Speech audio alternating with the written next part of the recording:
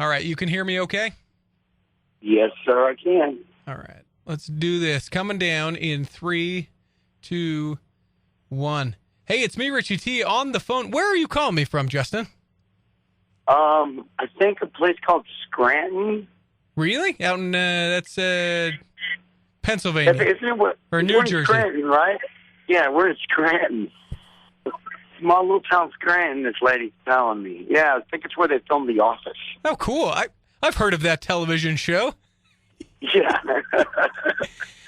Yeah, sorry, my voice is kind of rough. Oh, no, you're fine. You're out on the road. It's Justin from Blue October. Thank you so much for taking a few minutes. You should be sleeping, really.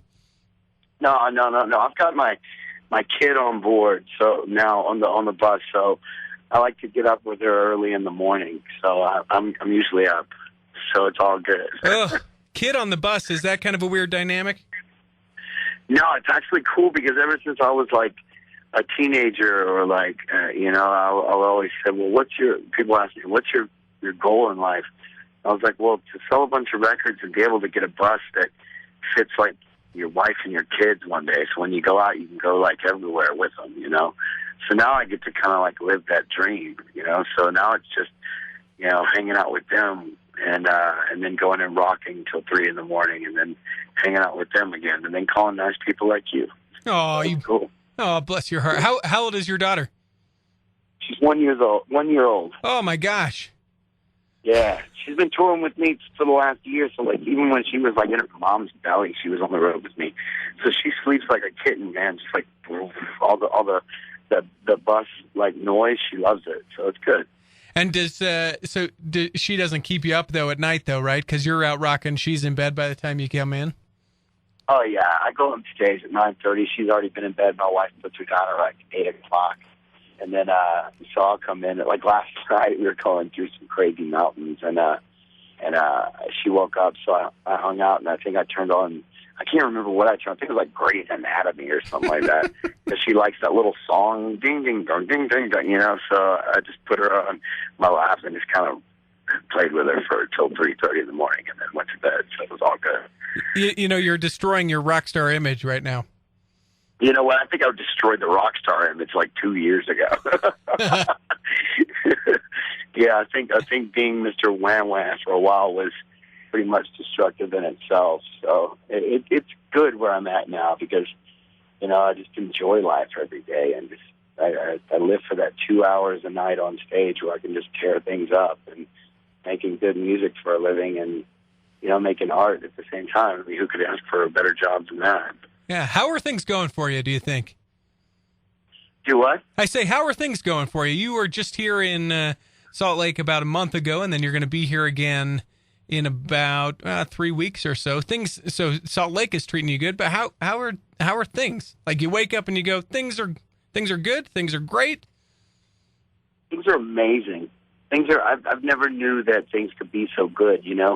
I think like back in 2008. When Hate Me blew up and stuff, mm-hmm. I think that was a little crazy. That was real crazy. And but now we're starting to feel that whole thing happen again with like Bleed Out, and I think I'm a lot in a better place for it to happen.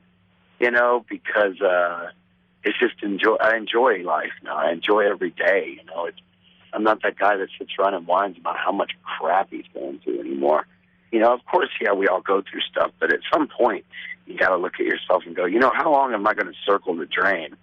And how long am I going to let people watch me circle the drain? I need to do something about this. So I love it, man. I love life. I love every day waking up and doing what I do because, God, life's short. They're going to take it away one day, so I better make the best of it now. What's the difference?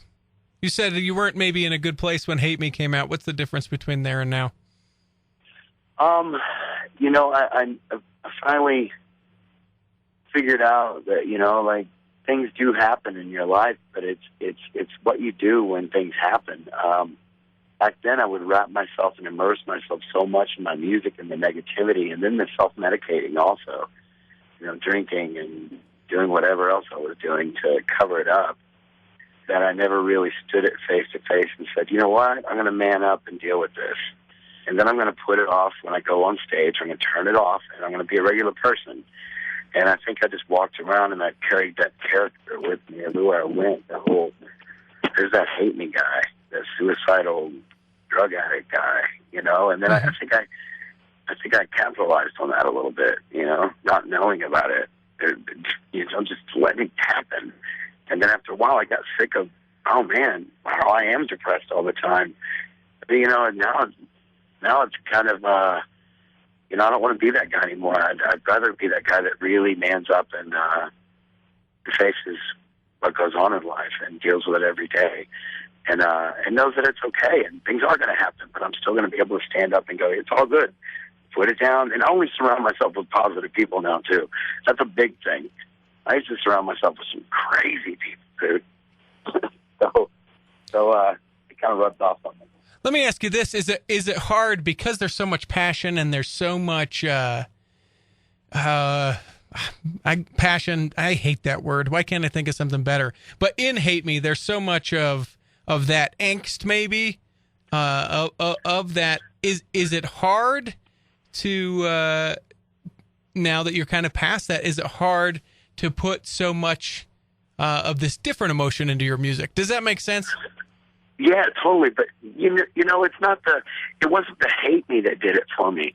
Hate Me, I was so proud, and I am still proud that was the one single that blew up for us to be able to get to where we are now, because artistically and lyrically it was beautiful.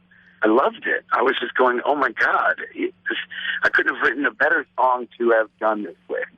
It was the things I did after that, like the album after that, The Approaching Normal, where I came out with songs like The End and songs like, Dirt Room, which were great songs. Mm-hmm. It's just, they weren't connecting. I was taking that depression and that honesty, and I was pushing it so far up everybody's face that it was like, oh God, this guy's got some crazy ass issues, and which of course I did, but I could have stopped and gone, yeah, that's the song, not me, But what's really cool about it now is I can get on stage, and when I play them, man, all that energy is so much more there, and I don't have to sit there and look at me.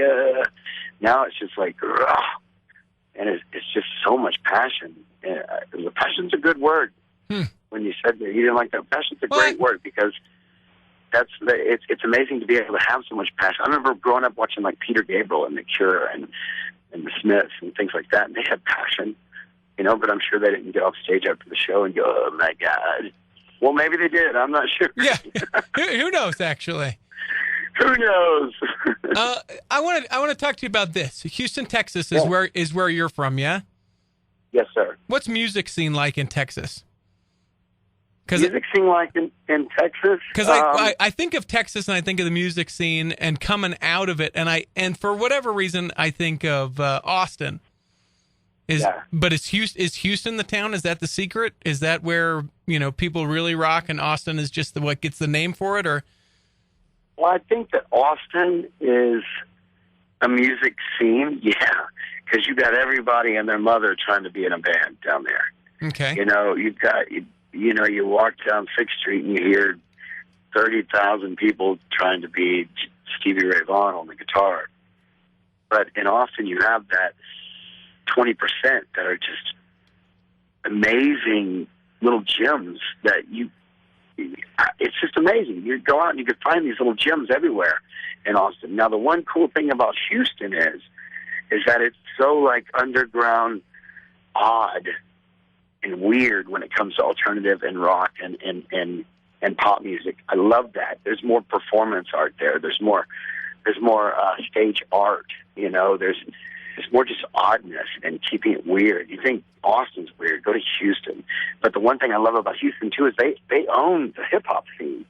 Like they own like the street hip hop scene. Houston's known for that, and I just love that. But I would have to say, if you want to be in like a band and start a band, LA used to be the place to go. Now it's Austin. You think it's moved that much? I think it has, because studios in LA are no longer like functioning as big studios. So A&M Studios, all these huge studios where we recorded Consented Treatment, you know, and spent way too much money on these freaking albums. Mm-hmm. Big labels gave us so much money to spend on these albums, but not us. And now they're all shut down because everybody's educated themselves enough to be able to record an album in their garage if they really wanted to.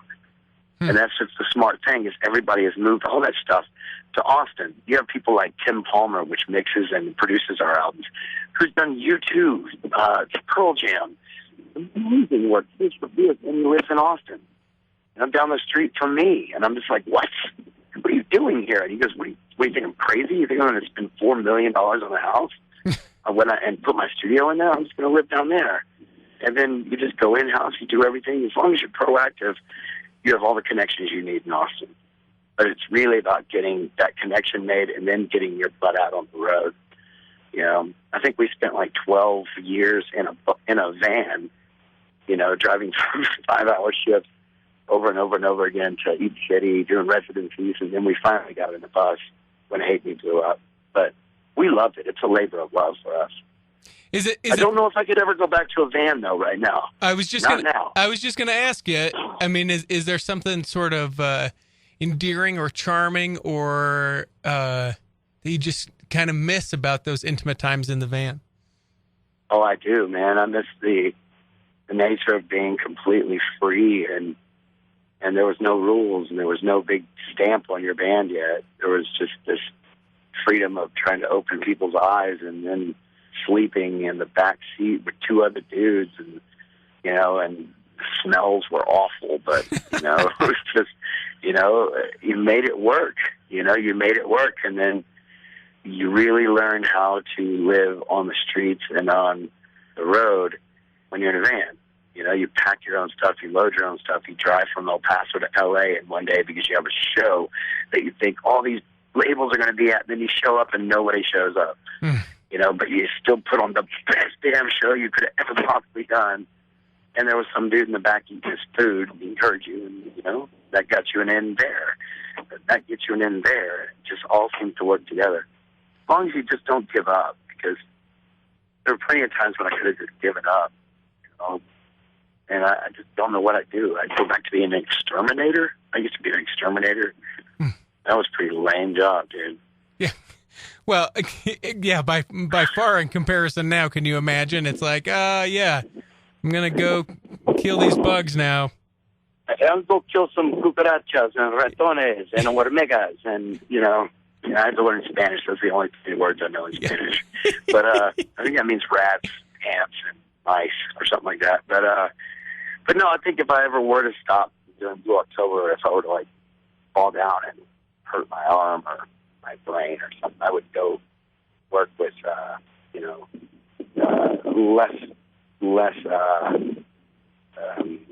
work with special needs people. Really? Because I did that before also in mental hospitals and elderly housing. That's so rewarding, man. I used to teach special ed at these mental hospitals, and that is so rewarding. And so I'm always thinking, well, maybe I'll take a month off and I'll go work over at the treatment center in my local town where I used to work. But then that month comes, and my wife's like, dude, you've already booked yourself another 2 months. What are you talking about? Yeah. I'd like to see you, sweetheart. And our daughter is going to be a teenager before you know it, which will freak you out, I'm sure, especially knowing what you know about being on the road and being a dude. Yeah, she's not allowed to talk to guys that dress in black at these big rock festivals. I know she's only 1, but I see her looking. I'm like, you're going to be a lesbian, honey. You're going to be a lesbian. I love it. You guys are coming to town on the 4th of October. Going to be over at the Depot. You can get tickets at Smith Tix.